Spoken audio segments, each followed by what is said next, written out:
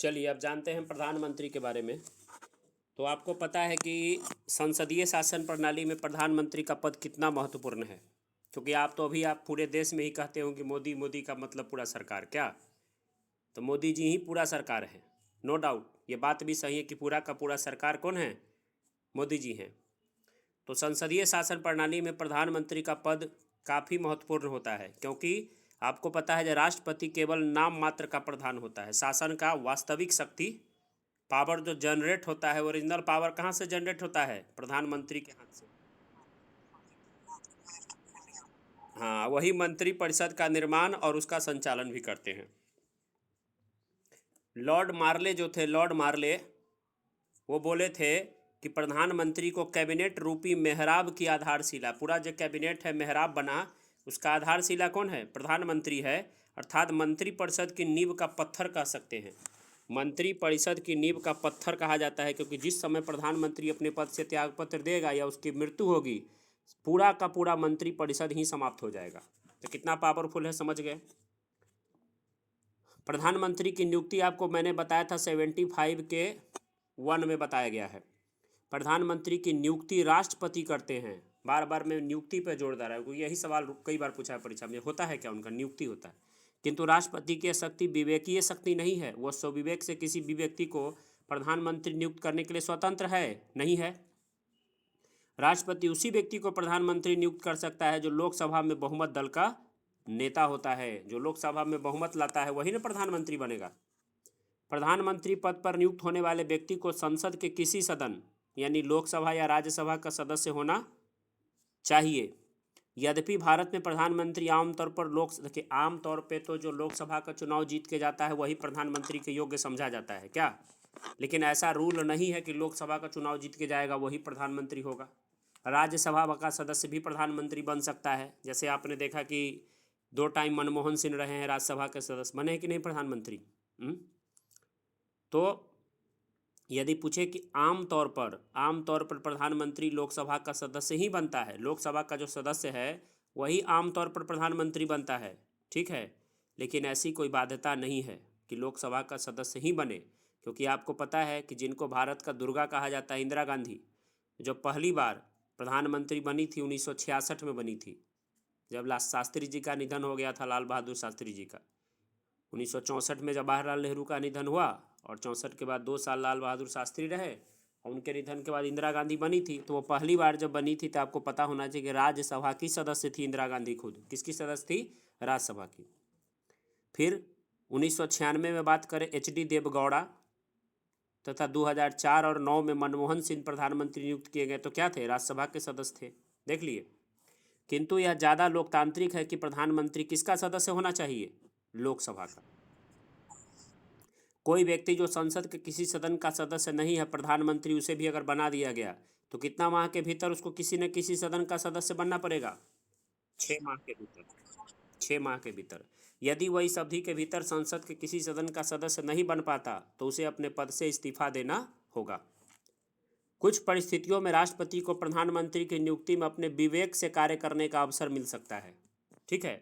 जैसे जब लोकसभा में किसी भी दल का या दलीय गठबंधन का स्पष्ट बहुमत नहीं है, त्रिशंकु चुनाव का नतीजे आ जाए, 3 पार्टी सरकार बनाने के पोजीशन में आ जाए।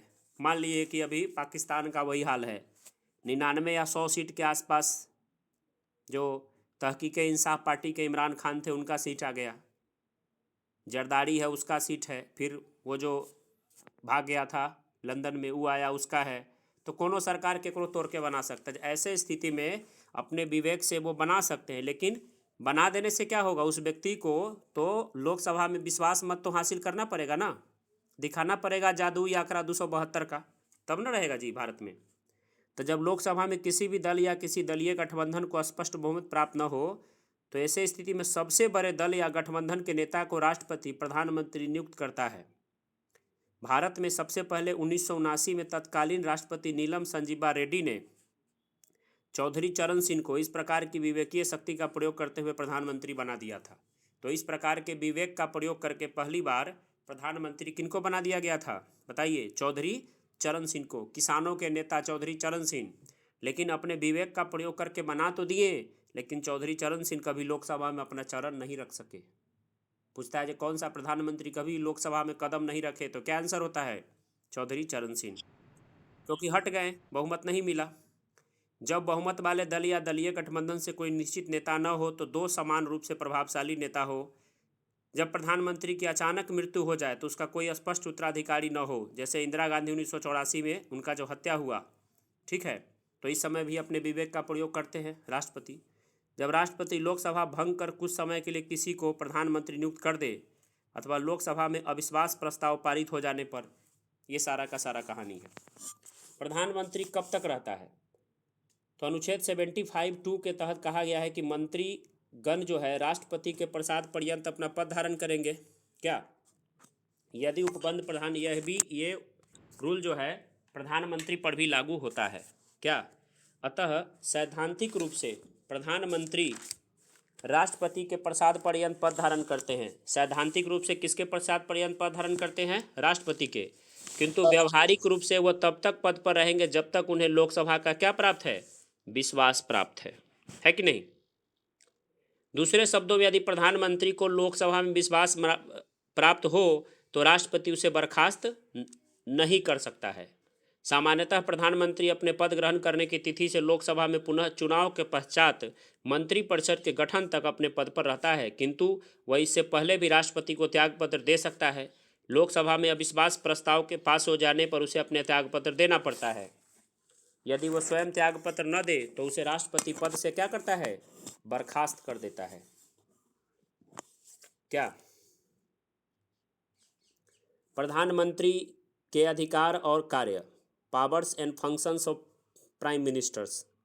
तो संविधान द्वारा समस्त कार्यपालिका शक्ति राष्ट्रपति में निहित होती है, किंतु प्रयोग वह मंत्रिपरिषद की सहायता से करता है। आपको पता है, तो मंत्रिपरिषद का प्रधान प्रधानमंत्री होता है। अतः व्यवहारिक रूप से प्रधानमंत्री ही भारतीय शासन प्रणाली का सर्वोच्च कार्यकारी अधिकारी होता है। यह मंत्रिपरिषद का गठन करता है। प्रधानमंत्री उसमें मंत्रिपरिषद में क्या होते हैं? सबसे प्रमुख होते हैं। और देखिए, प्रधानमंत्री होता क्या है कि प्रधानमंत्री जो है मंत्रिपरिषद का प्रधान होता है। अतः प्रधानमंत्री की मृत्यु, त्यागपत्र या पद से हटने के पश्चात मंत्रिपरिषद क्या होता है? पूरी तरह से विघटित हो जाता है। समझ गए? प्रधानमंत्री योजना आयोग का नाम अब क्या हो गया है? नीति आयोग। तो प्रधानमंत्री योजना आयोग के, जिसको नीति आयोग बोलते हैं, राष्ट्रीय विकास परिषद, अंतर्राज्यीय परिषद, राष्ट्रीय जल संसाधन परिषद, इस सब के अध्यक्ष होते हैं। काफ़ी इंपॉर्टेंट है, बार बार परीक्षा में पूछता है। किसके किसके?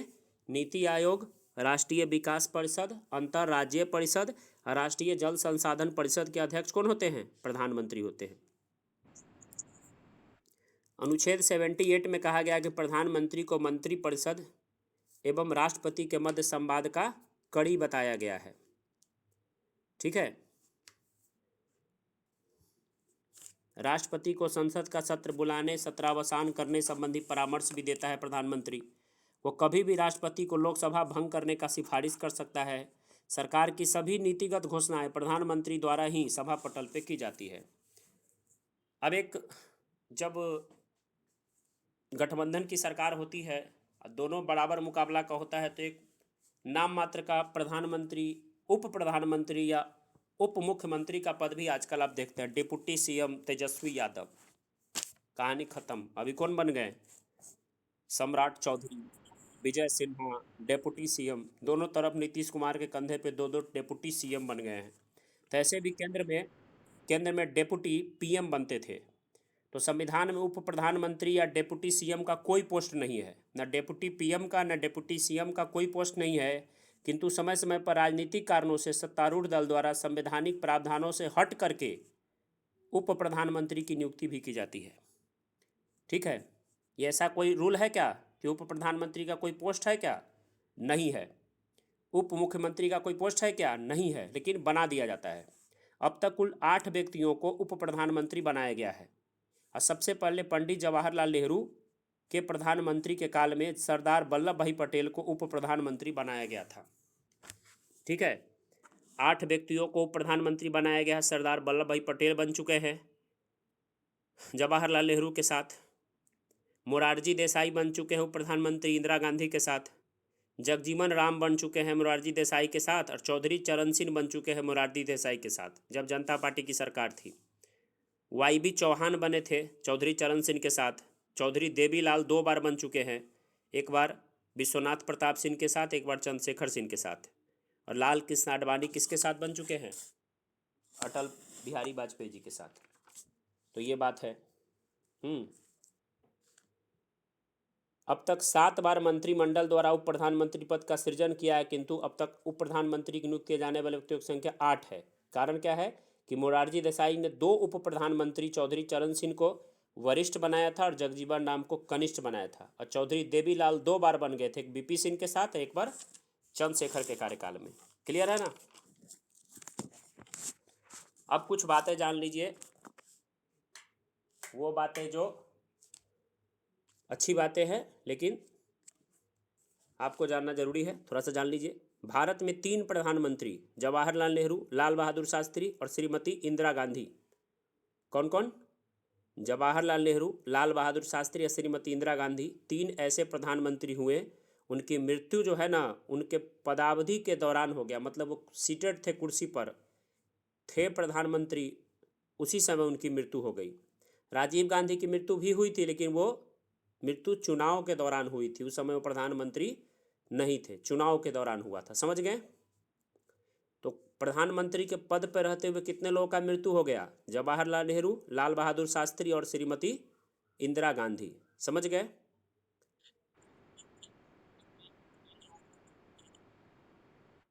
प्रधानमंत्री कहियो रहे वल्लभ भाई पटेल।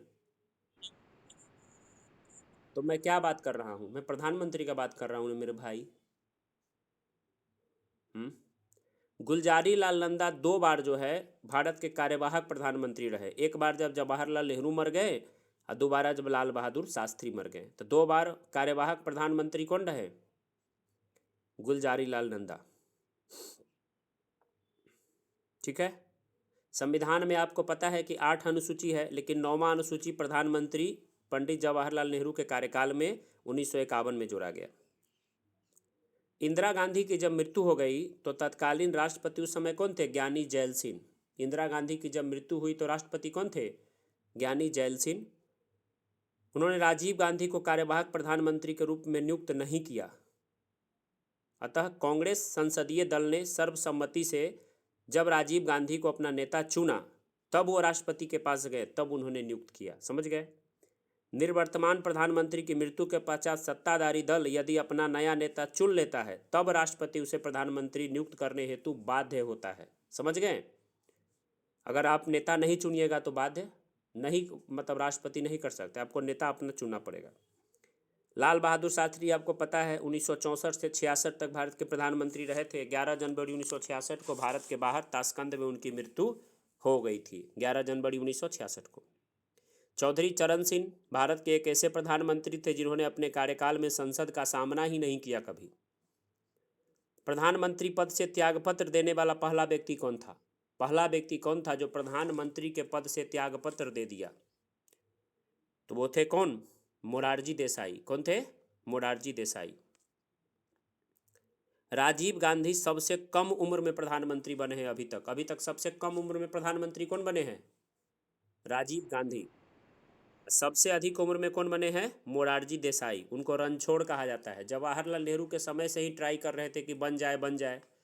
तो 1900 आपको पता है कि 52-53 में लोकसभा का चुनाव, 1946 से प्रधानमंत्री का पोस्ट जवाहरलाल नेहरू संभाल रहे थे क्या, लेकिन चुनाव के बाद 64 तक रहे, 3 टाइम से अधिक रहे। मतलब समझिए ना कि कब तक रहे जवाहरलाल नेहरू? जवाहरलाल नेहरू 15/8/1947 से, ठीक है, 9/6/1964 तक रहे। 47, 10/57, 10/67, क्या यानी कि 17 बरस रहे। 17-18 बरस कौन रहे प्रधानमंत्री? जवाहरलाल नेहरू।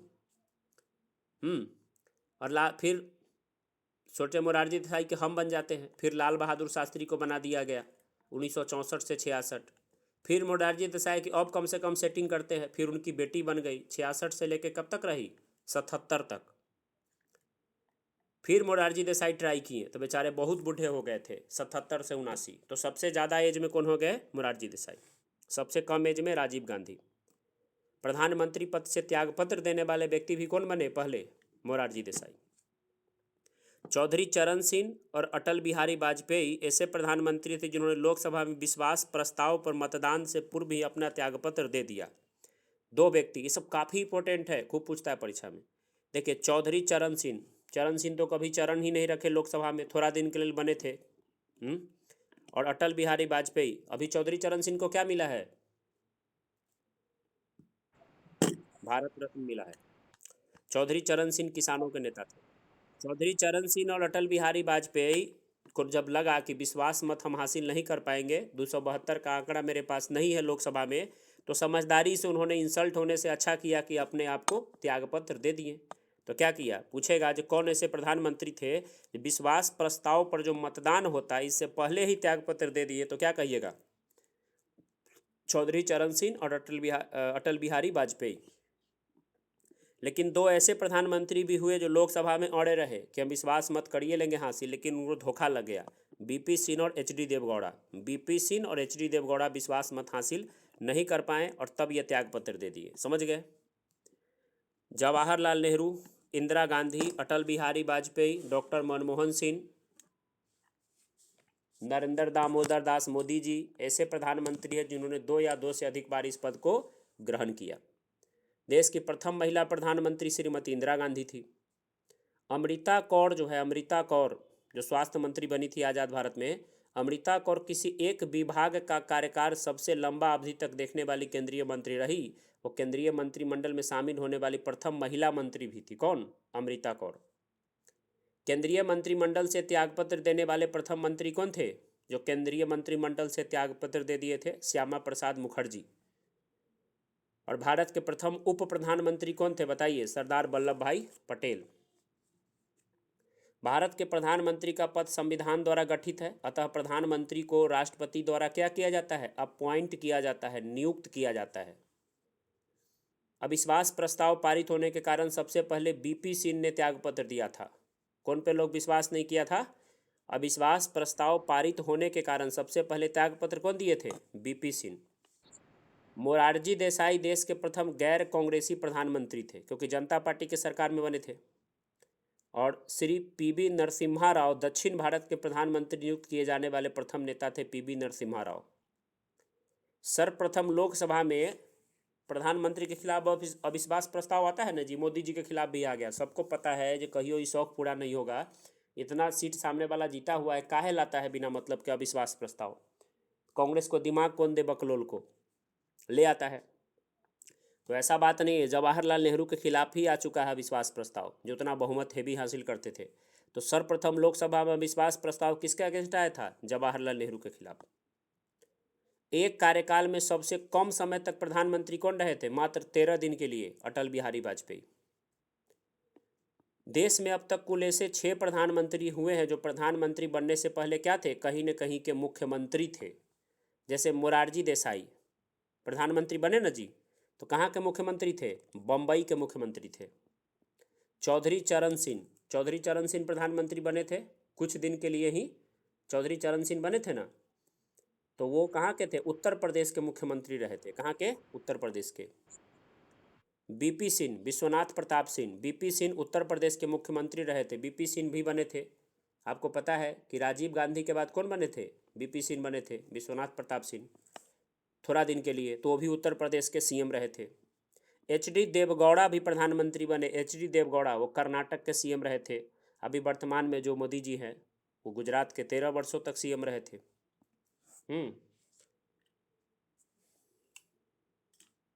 पीएमओ ऑफिस देखते हैं, प्राइम मिनिस्टर ऑफिस बोलते हैं पीएमओ ऑफिस। वर्तमान में इसका प्रधान सचिव कौन है? अभी पीएमओ ऑफिस का राजीव गौड़ा है क्या? राजीव गाबा, अभी चेंज हो चुका है, देख लीजिएगा कौन है।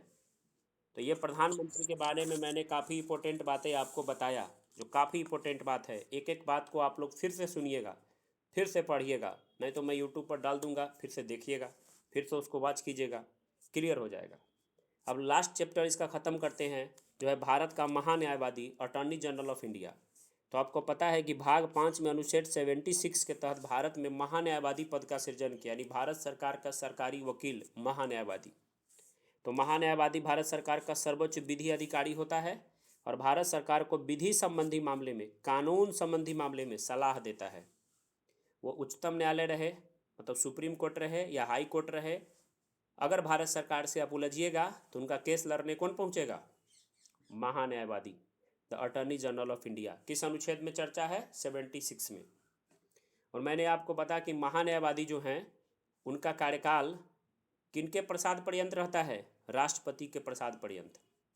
किस अनुच्छेद में चर्चा है? 76 में। और महान्यायवादी के जैसा ही राज्य में भी होता है, उसको क्या बोलते हैं? Advocate general. एडवोकेट जनरल होता है महान्यायवादी के समान ही राज्य में क्या होता है? Advocate general. तो 76 में कितना जोड़िएगा तो एडवोकेट जनरल राज्य में जो होता है उसका पोस्ट आ जाएगा 89 जोड़ करके, तो 165 के तहत, 165 के तहत एडवोकेट जनरल राज्य सरकार के समस्त मामलों को समझेगा। कहाँ पे? राज्य में समझेगा एडवोकेट जनरल। ठीक है। महान्यायवादी का कर्तव्य है 76 में कि राष्ट्रपति द्वारा निर्देशित विषयों पर भारत सरकार को विधि संबंधी सलाह दे। महान्यायवादी को भारत के सभी न्यायालय में सुनवाई करने का अधिकार है। अनुच्छेद 88 कहता है कि वह संसद के दोनों सदनों की कार्यवाही में भाग ले सकता है। महान्यायवादी अपना विचार व्यक्त कर सकता है किंतु मतदान नहीं कर सकता। क्यों? क्योंकि संसद का सदस्य तो है नहीं जो मतदान करेगा। महान्यायवादी को संसद की संयुक्त बैठक या संसद की किसी समिति में भी मताधिकार के बगैर बोलने और उसकी कार्यवाही में भाग लेने का अधिकार होता है। ठीक है। जब महान्यायवादी संसद की कार्यवाही में भाग लेता है तो उसे संसद सदस्यों के विशेषाधिकार और उन्मुक्तियां मिल जाती है। इंग्लैंड सहित कई अन्य देशों में महान्यायवादी का पद एक राजनीतिक पद है। इन देशों में इन्हें विधि मंत्री कहा जाता है। क्या कहा जाता है? Law minister. ठीक है। इस प्रकार वो मंत्रिमंडल का सदस्य हो जाता है वहाँ। लेकिन भारत में ऐसा नहीं है। यहाँ महान्यायवादी का पद क्या है? स्वतंत्र पद है। भारत में महान्यायवादी मंत्रिमंडल का सदस्य नहीं होता है। सरकारी स्तर पर विधिक मामलों को देखने के मंत्रिमंडल के पृथक विधि मंत्री होता है, अलग से विधि मंत्री होता है। हमारे यहाँ होता है ना। महान्यायवादी को सहायता और सलाह देने के लिए एक सॉलिसिटर जनरल और 2 अतिरिक्त सॉलिसिटर जनरल भी होते हैं। इनको सहायता और सलाह देने के लिए एक सॉलिसिटर जनरल और 2 अतिरिक्त सॉलिसिटर जनरल नियुक्त किए जाते हैं। ठीक है। और सॉलिसिटर जनरल भी कानूनी सलाहकार होते हैं, किंतु जहां महान्यायवादी का पद संविधान का उपज है वहीं सॉलिसिटर जनरल का पद भारत सरकार द्वारा सृजित है। अर्थात संविधान में सॉलिसिटर जनरल एवं अतिरिक्त सॉलिसिटर जनरल के पदों का कोई उल्लेख नहीं है। महान्यायवादी न तो भारत सरकार का पूर्णकालिक वकील होता है और न ही सरकारी कर्मी होता है, इसलिए उन्हें निजी प्रैक्टिस से रोका नहीं जा सकता, किंतु वह भारत सरकार के विरुद्ध न तो सलाह दे सकता है और न ही किसी मुकदमे की पैरवी कर सकता है। समझ गए कहानी? साथ ही वह भारत सरकार की अनुमति के बिना न तो किसी आपराधिक मामले में अभियुक्तों का बचाव करेगा और न ही किसी कंपनी के संचालक के पद पर नियुक्त किया जा सकता है। महान्यायवादी के बारे में समझ गए। पहला महान्यायवादी भारत में कौन बने थे? MC सीतलवार बने थे। कौन बने थे? MC सीतलवार। स्वतंत्र भारत के प्रथम विधि मंत्री कौन थे? भीमराव अंबेडकर। स्वतंत्र भारत के प्रथम गृह मंत्री कौन थे? सरदार वल्लभ भाई पटेल। भारत के प्रथम उप प्रधानमंत्री कौन थे? बताइए। सरदार वल्लभ भाई पटेल। संविधान में उप प्रधानमंत्री के संबंध में प्रावधान है कि नहीं? नहीं है। अब तक कुल कितनी बार उप प्रधानमंत्री पद का सृजन किया जा चुका है? 7 बार। किस प्रधानमंत्री ने 2 उप प्रधानमंत्री नियुक्त किया था? मोरारजी देसाई ने। कौन व्यक्ति है जो 2 बार उप प्रधानमंत्री बन गया? चौधरी देवीलाल। महान्यायवादी किसके प्रसाद पर्यंत पद धारण करता है? राष्ट्रपति के। राष्ट्रपति किसके समान योग्यता वाले व्यक्ति को अटॉर्नी जनरल नियुक्त करता है? उच्चतम न्यायालय के न्यायाधीश के समान योग्यता वाले को। भारत के किस अधिकारी को भारत के राज्य क्षेत्र के सभी न्यायालय में सुनवाई का अधिकार है? महान्यायवादी को। भारत के प्रथम महान्यायवादी कौन थे? MC सीतलवार। स्वतंत्र भारत के प्रथम विधि मंत्री कौन थे? MC सीतलवार। विधि मंत्री भी थे और महान्यायवादी भी थे। इस प्रकार के आपने भारत का महान्यायवादी, attorney general of India, Bharat के प्रधानमंत्री सभी के बारे में पूरे डिटेल से जाना। इसे बार बार रिवीजन कीजिएगा तो मेरा पूरा विश्वास है कि परीक्षा में आप जलवा बिखर के आइएगा। गलती तो हो ही नहीं सकता है।